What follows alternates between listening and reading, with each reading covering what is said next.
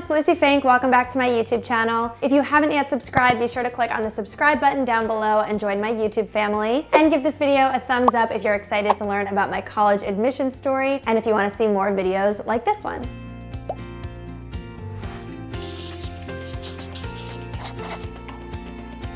Quick interruption to let you know that today's video is sponsored by Emory. They're the company who made the 2020 planner that I used all throughout this past year, and they also made the 2021 planner that I got for this upcoming year. I got two options because I couldn't pick which one I liked best. Stay tuned until the middle of the video. I'm gonna pop in, show you what I love about these spreads, and also give you an incredible discount code if you're also looking for a 2021 planner. Before I dive into my story, I just want to point out that I applied to college in 2009, went to college in 2010, and then I graduated in 2014. So I haven't been anywhere near the actual college process for over 5 years by now. And I want to say that because every single year the college process changes, but especially right now with the coronavirus, I know that colleges are dramatically changing their application process and what they expect of incoming students. So this video is not meant to be in any way, shape, or form a how to apply to college in 2020 type of video. It's more just my story about my process. I also don't think that I can get into this story and tell the story without properly acknowledging the privileges that I've been given in my life. I went to a well-funded public high school in a wealthy New York suburb. This particular school put huge amounts of emphasis on the entire college preparation process, and this economic privilege is inextricably linked to my white privilege. So I know this isn't a video about any of that, but it's kind of impossible to tell the story of how I applied to and how I got into college without first acknowledging these unearned privileges that I've been given in my life. So in this video, I'm going to share a bit about my college application process, all the schools I applied to, where I got accepted to and rejected from, my test scores, and just overall how I felt going through it. I would say that my college application experience was a bit different from the average teen, and that's because I was applying to college with my twin sister, Allie. When we first started the college prep process, our deans in high school asked us if we wanted to go to school together or separately, and we just knew we wanted to go to school together. It wasn't even really a question for us. The way we function as twins is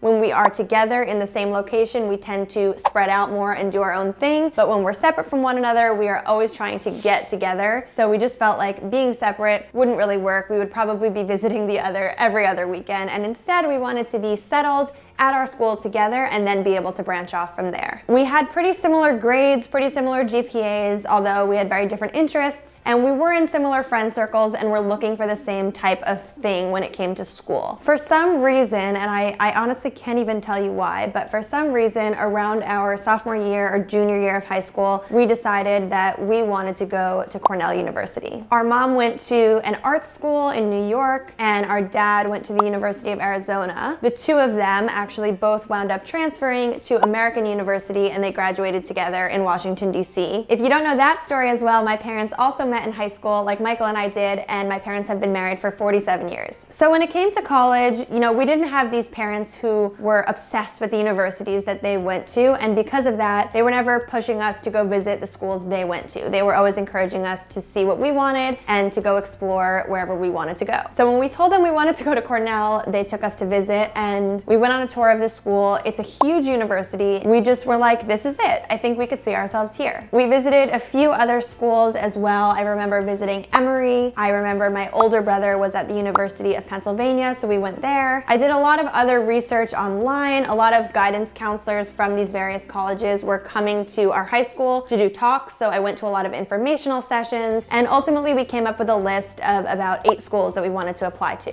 Because we wanted to go to college together, we actually had to tell the colleges in our application that we were applying with a sibling, and that we essentially were not going to go to the school if the other one wasn't accepted as well. So we basically wrote on our college applications that we are applying as a package deal. Either accept us both or reject us both, but one is not coming without the other. So we had to explicitly say that, and I have to say, every single school we applied to adhered to our request. So we got accepted to all the same schools, waitlisted at all the same schools, and denied at all the same schools. So I want to go go into the college application process a bit. Having spent 4 years at Johns Hopkins and working in the admissions office alongside the admissions counselors, I can tell you that one of the most important things when it comes to an application is having your personality and your humanity come through on paper. It can be really difficult to tell the admissions officers who you are just through an essay or through your resume or whatever it's called in high school, but that's really what you have to try to do. You have to get your personality through, your passions need to be laid out on paper, and it really needs to be about sharing those themes explicitly so that a whole group of people who's sitting at a table reading your application can know who you are and want you to come to their school. A lot of people ask me what my personal essay was about, and it was about my relationship with my grandmother. My mom's mom is my only grandparent that I ever knew. In 2008, she passed away about 10 years after she suffered from a stroke. She had lost all of her communication abilities. She wasn't able to speak anymore. She couldn't walk, and my essay was about how I was able to communicate with her despite those barriers. I'm not going to get too far into it, but it definitely shared a bit about my personality type. It showed my interest in communication and language, my relationships with people around me, and on top of it, I thought I maybe wanted to be a doctor wherever I was going to school, so it did show a little bit about my ability to care for someone. I never really got any feedback on my college essay, so I'm not saying it was the best essay in the whole world, but I do think that from what I've learned from college counselors, they're looking for your passions, your personality, and general themes that can help them sort of know who you are and want to bring you to their school. Obviously, grades are very important when it comes to applying to college.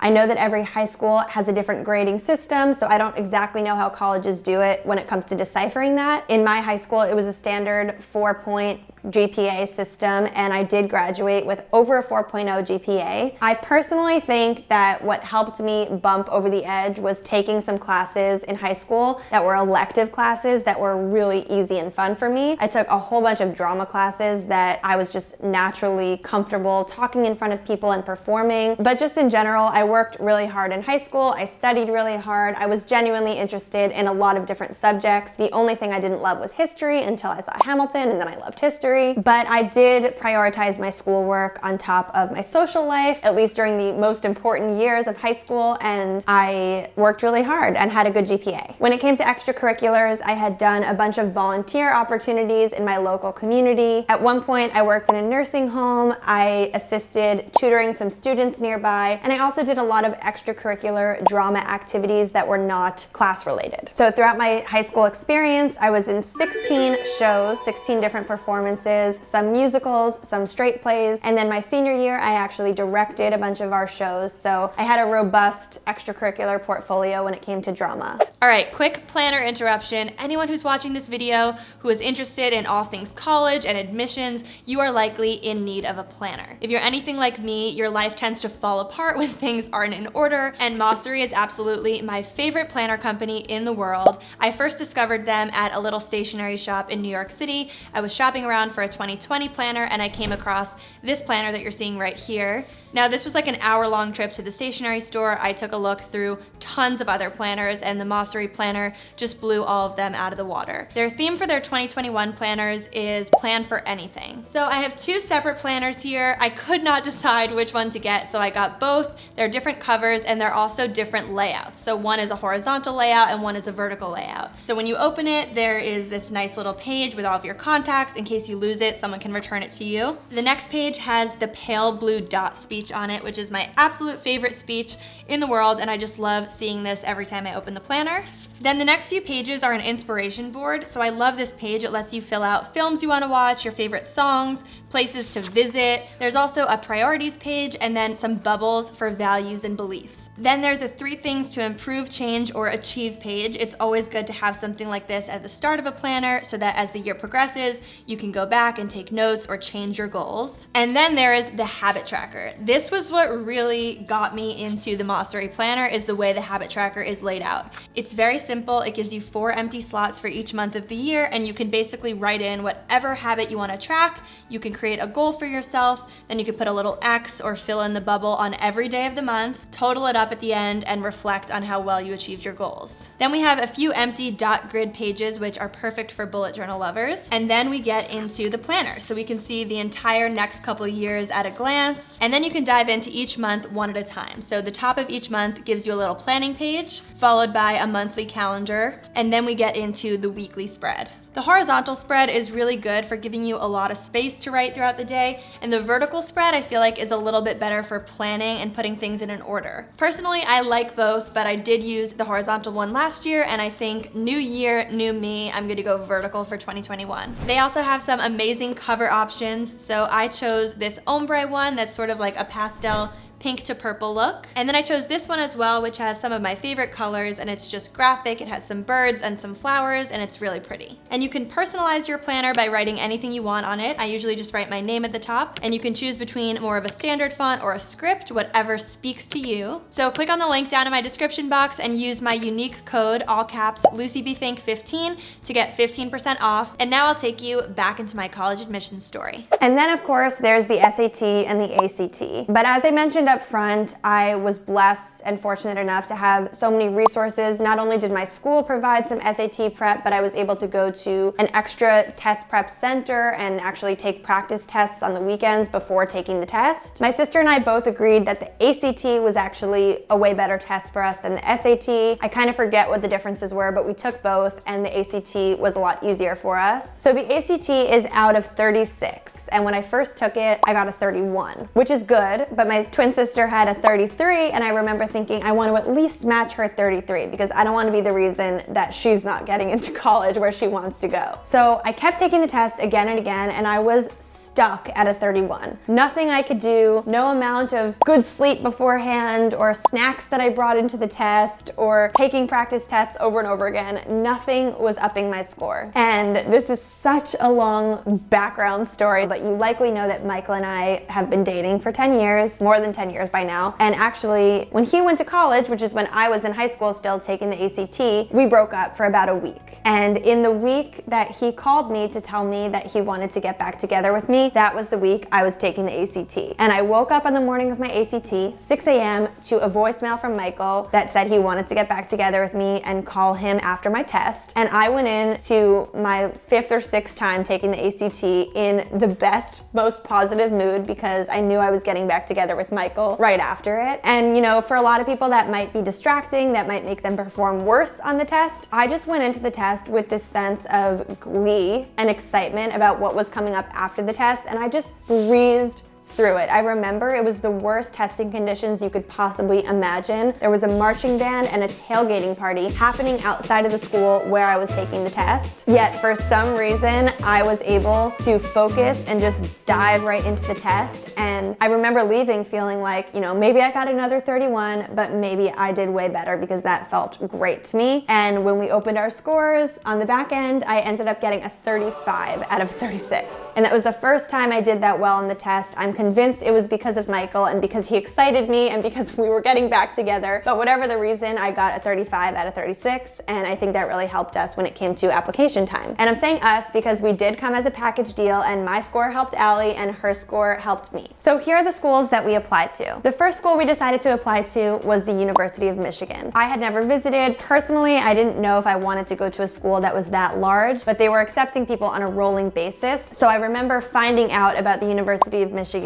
way earlier than any of my other decisions, and we got accepted. The other schools we applied to were Emory, Vanderbilt, WashU, Duke, UPenn, Johns Hopkins, and Cornell. And here were the decisions that were made for all of the schools. So for Cornell, we actually got accepted to Cornell, which, as I told you, was our first choice school, but we got accepted into this weird guaranteed transfer program. So essentially they accepted us, but for 1 year later. They told us that we could either take classes at another university for the year or take the year off and start the following year, but whatever it would be, we were going to be 1 year delayed from our normal timeline and from where all of our friends were. The other schools we got accepted to for immediate attendance were Emory, Vanderbilt, WashU, and Johns Hopkins. We were put on the wait list at Duke, and we ultimately pulled our names off, so we never found out if we were accepted or denied, and we got rejected from the University of Pennsylvania. And that is where our brother was, so we were a little mad at his school, but we got over it. So now it's time to talk about how we decided where to go. So once we got into these schools, we were choosing between going to Cornell 1 year late, going to Emory, Vanderbilt, WashU, or Johns Hopkins. Our first question that we asked ourselves was, what is the highest ranked school that we got into? Knowing that Cornell was our first choice, I just sort of assumed it was number one.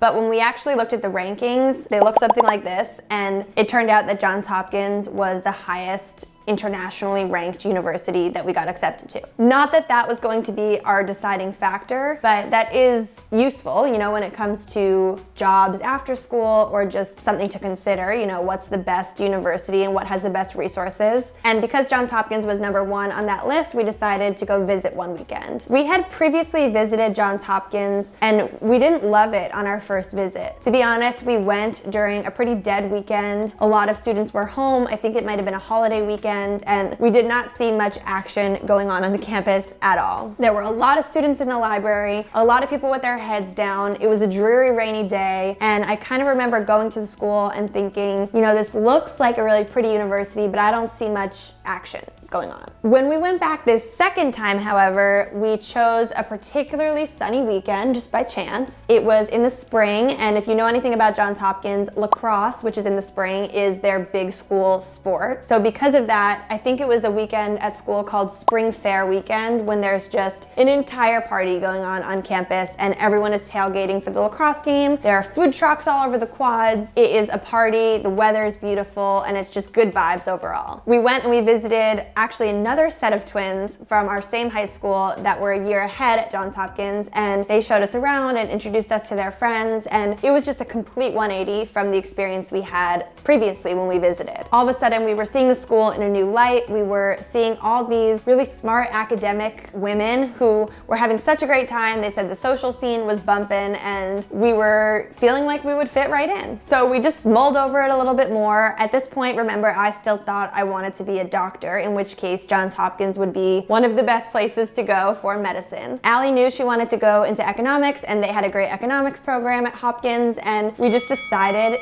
to accept. And I remember we accepted sort of with the thought process of, if we don't like it, we can always transfer to Cornell, which was our initial first choice, the year later, because we still had the guaranteed transfer option. We could probably transfer our course credits from Hopkins to Cornell, and we just sort of kept that in the back of our minds. But when we got to Hopkins for orientation week during our freshman year, it took us about 48 hours on campus before we realized that we were not transferring to Cornell. We made friends instantly. Actually, on the train ride from New York to Baltimore, we met a girl named Liz, who is actually our best friend today. She's from Connecticut, so she was taking the train at the same time. We had a mutual friend, and we met that day. And then all of our other friends that we met throughout orientation week at Johns Hopkins are currently our best friends today. So we developed a group of friends pretty much freshman year, day 2, and we're still best friends today, 10 years later. I can make an entire YouTube video about my experience in college and at Johns Hopkins if you'd like, but if you do go to the Johns Hopkins University admissions YouTube channel and you click on their playlists, you'll be able to see a lot of the video content that I created there